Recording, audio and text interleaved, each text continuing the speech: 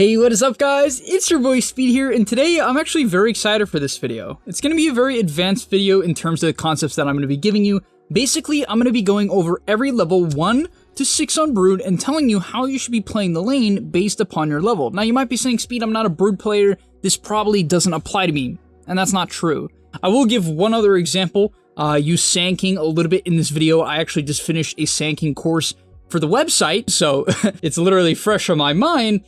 But people don't understand that based upon their level and the state of the lane, their gameplay should completely change. They don't adapt based upon the circumstances, and therefore they aren't good at laning at all. And of course, this style of video is actually something I'll make for the mid game and late game at some point as well. But nonetheless, smash the like button if you're excited. This took me quite a while, and let's get into it. And by the way, guys, if you want to become absolutely broken, well, what you need to do is sign up to the gameleap website down below right now. The reason why you should do that is because every single day we post a new video there. Content that you simply just will never get on YouTube, we post every single day to the website. It's really top tier stuff. I'm very proud of what I make over there. We also have other creators, many of my great friends who are top tier Dota players, creating guides about different heroes, different roles, different items, skill builds, talent builds, everything you need to know to get to the next rank. So if you feel a little bit lost, you're a little bit stuck, click the link down below. I'll see you guys there. And now, let's get into the video. Alright, so starting off with it, a very important thing to also understand about the lane besides your own individual level is obviously the matchup. Now, in today's video, I'm not gonna specifically talk about every single Brood matchup or anything of the sort. I don't even really want to cover the fact that he's against the Magnus. I'm sure it will come up, but here's the point.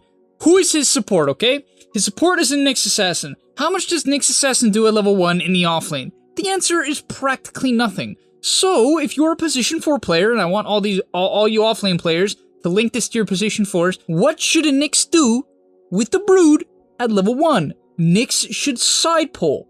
Or, considering there's an camp there, you should drag the wave. These are your two options in your average melee lane where neither hero does anything useful at level 1.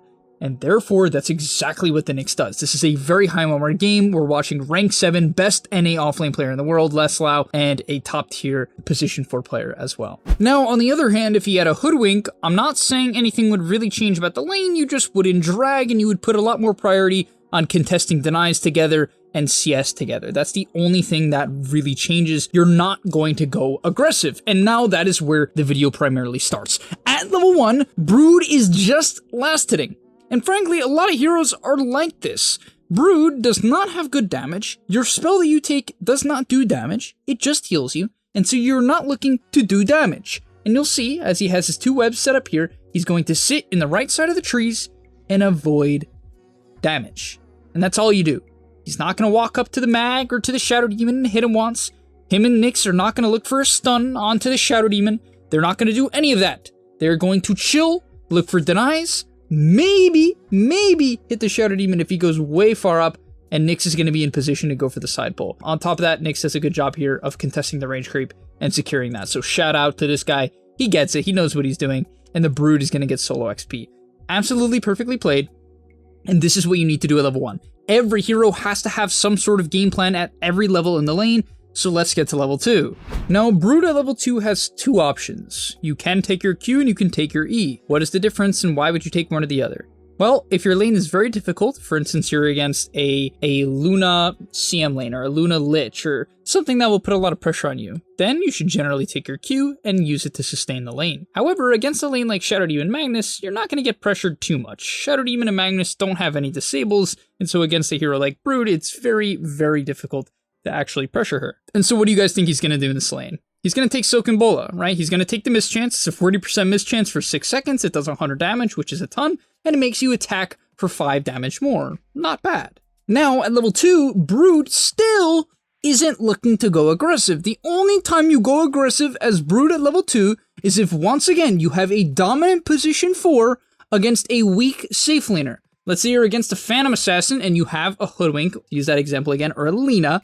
Then you could use Silk and Bola to slow them down, set up for a disable, and put aggression. In this lane, what do you think he's going to do? He's just going to chill. The only time he would even consider going aggressive in this lane is if the Magnus was brutally, and I mean brutally, out of position. And talking about being brutally out of position, the wave ends up shoving into the Brood's tower, and the Nyx Assassin approaches. This is a 2v1 scenario, and as I sort of talked about with the Lina and the Hoodwink example, Nyx Assassin still has a stun. He doesn't do nothing. So he sets up with the E, it's close to the tower, there's no threat of Magnus skewering him into the tier 1, and so this is a fantastic go attempt. On top of that, he's not even going to miss any CS as a result. So that is a good harass attempt. It's nice value damage, very low committal. Now, assuming you've done what you needed to do in this lane up until now, at level 4 or around level 4, you should have your Orb of Corrosion, okay, on Brood. This is when you can start to really apply a lot of aggression. You become much tankier, and you have access to both of your level 1 value spells, right? Silken Bola and Insatiable Hunger are value spells. They're good at level 1, and they scale mediocre. I'm not going to say Insatiable Hunger doesn't scale at all, but it doesn't, you know, you go from 35 damage to 40, right? 8 duration to 10, 40% lifesteal to 60. It's good numbers, but it doesn't change the lane. The 1 point in each spell is really strong. So you could imagine a lot of heroes don't necessarily hit some crazy spike at level 4. They do at level 3. For instance, someone like a Magnus, right? Having 2 points in a power is a big spike. He actually didn't go it in this lane. Clearly, he wants to go for kill attempts with the Shockwave Skewer combo, but you get the point. Brood gets very strong at level 4, and if you combine that with an item timing, you can win your lane. Does that make sense, guys? This is why people, like, very often in Dota just kind of get lucky when they win their lane. It's just more of like, they happen to take advantage of a power spike they kind of didn't even know existed or fully realized to be as powerful as they thought it was. But here you can see, he drags the wave back. He's hit that level 4. Doesn't mean he can go under the tower, right? Doesn't mean he can go crazy. But he drags the lane back, statics a creep wave, right? Good creep aggro to do that. Buys raindrops, another item that's going to allow him to apply aggression. And obviously Brood just wants mana. And finally, but most importantly, they side pull. All of these things added together is what makes this guy rank 7. And most players simply will never realize this. They'll think, yep, you know, it's my teammates, it's the fact that my Pudge sucks, or, you know, my Leshrek's feeding. And yes, your Pudge does suck, and your Leshrek probably is feeding. But still, when you hit level 4, did you have 23 CS, right? At the 430 minute mark, which is incredibly good. Did you have your Orb of Corrosion?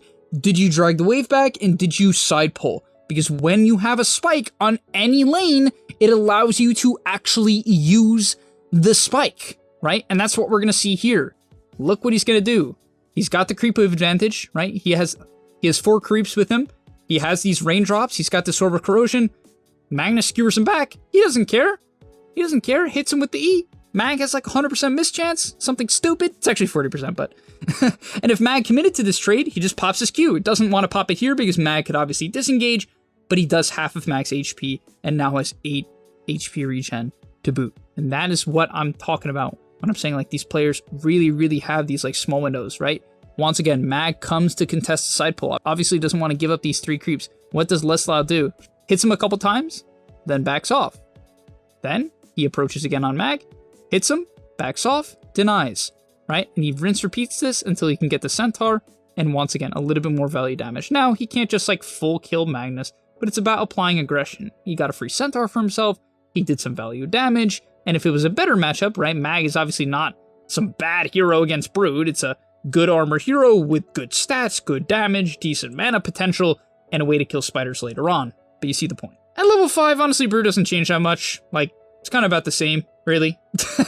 Like, you should still be looking for side pulls, looking to get the lane back, and looking for opportunities to force the enemy away from their tower and towards yours. And now when you hit level 6, this is when you dominate. And you immediately have to go full dominate mode. This is when you turn on the burners, you know, rev up the engine, we're ready to go, boys. Starts cutting the wave, even Magnus decides, yep, okay, I'm not even gonna bother. Actually, Magnus walked mid for a fight, but these players know. When Brood hits 6, which is why, honestly, the original reason why I actually was watching this replay is I just want to make a video saying Brood is so stupid, this hero's free MMR. It really is. Like, I genuinely feel that way. But you can see, even Magnus doesn't want to lane the Brood, because if it's a good Brood player, they hit you with this like 40% miss chance, you miss the spiders, and you lose all your HP. On top of that, a good Brood player can split their spiders. You'll see Leslau do that in this game, if I was to show it out. But yeah, even the Mag leaves. So you can imagine, the majority of carry players who don't know to leave their lane just feed. And yeah, as long as you stick to your timings, you're gonna kill them 3 or 4 times. and then the game's over. And finally, the last thing I want to talk about, because I do want this to be somewhat of a comprehensive Brood guide without being way too in-depth on the gameplay, is the next few moves he makes and the general game plan of a Brood in this match based upon his matchups. Now, what I'm about to teach you can apply to many different heroes, so try to do that for yourself. So, in this game, his teammates are Nyx Assassin, AA, Lesh, and Axe. Definitely has a few heroes that can fight, definitely has a hero that wants to pressure the mid tower, the Leshrac. So what does he do after he takes his safe lane tower? Wraps on mid. A very common play for Brood even without a Leshrac, but with the Leshrac, it becomes even better, especially when his name is PME or Sexy Underwear, which is a little bit weird for Mini. To be fair, he is in the Simb clan, which, you know, I'm not even gonna, it's definitely fitting. Okay, but he gets the mid tower. Now, looking at his matchups, why can he hit this mid tower here, okay? Why is he allowed to do this? And do you think he would do this regardless of the game state? The answer is no, because he's a rank 7 player, guys. Sand King's dead. Sand King's dead. Mag's probably farming, and Sand King's dead. Sand King's the #1, right? Sand King is just going to put up some sand, caustic his creeps, and bully him off. And, you know, funny enough, what do you know? Sand King does do that. Pretty freaking standard. But after that, he goes back up to his lane. So this is him understanding what his role is in this game. His role in this game is not to flash farm. It's not to get a million solo kills, it's to put map pressure and take towers. And you'll see as I speed through this, he's just going to be farming, looking to put map pressure. He's not going to be sitting on this deep ward. Sometimes Brood players will do this. They'll sit on this deep ward, they'll farm these camps, and they'll wait for someone to walk up. And that's very viable if the enemy has no heroes to deal with you. But honestly, they have 2 main ones, and in high-mar games, the ones that can't deal with you generally know to dodge you, and so you're not going to kill them either. If you're low to average MMR, well, you should be getting plenty of solo kills per game as long as you're putting down a deep ward, which Brood needs, guys. If you do end up picking this hero, like because of this video, first of all, please pick it in unranked first if you haven't played it before. That's a disclaimer. I am not accountable for your MMR. And yeah, buy wards. This hero wants to pick people off on wards, and on top of that, when you have a ward, it also prevents counters from bursting your spiders and ruining your fun. As I was talking about with the creating space, right, and making plays with the Lesh, you can see he's with Lesh here. Sand King went top, so what do you think he does? He shifts to mid, right? Immediately just kind of goes away from the Sand King. In fact, he even almost ends up chasing Alina down literally across the entire map because he understands his matchup advantage here. He just counters his hero, right? It's just a very favorable matchup for Brood at this point in the game, so he's creating so much space for his Axe here, avoiding the bad Sand King matchup. That doesn't mean he's going to be fighting the rest of the game mid. In fact, you'll see here, after this fight ends, and ends up going a little bit poorly for them, Leshrac overextended, he immediately goes back up to top. Because he has these deep wards, he sees that Sand King isn't here, and can freely push this in, and build back up his army and his presence on the map. And honestly, Brood, even in good matchups, like let's say they have a Terrorblade instead of a Magnus, and a Nature's Prophet instead of Sand King, like literally they'd have no good way of killing spiders, you would still see him largely playing this way. Brood kind of just sits in the safe lane, or, you know, his off lane for the entirety of the match, 9 times out of 10. Like, that's just what this hero does, because if you have to rotate, you have to move your webs, and that's quite the disaster. So more often than not, you're only rotating mid for the mid tier 1, and for pickoffs on key heroes like the Linda. But right, thank you guys so much for watching. I hope you enjoyed, and I hope you kind of see what I'm talking about with the level 1 through 6. Obviously, there are so many examples of this in Dota that I could literally make 3,000 videos on this, and I'm actually not kidding.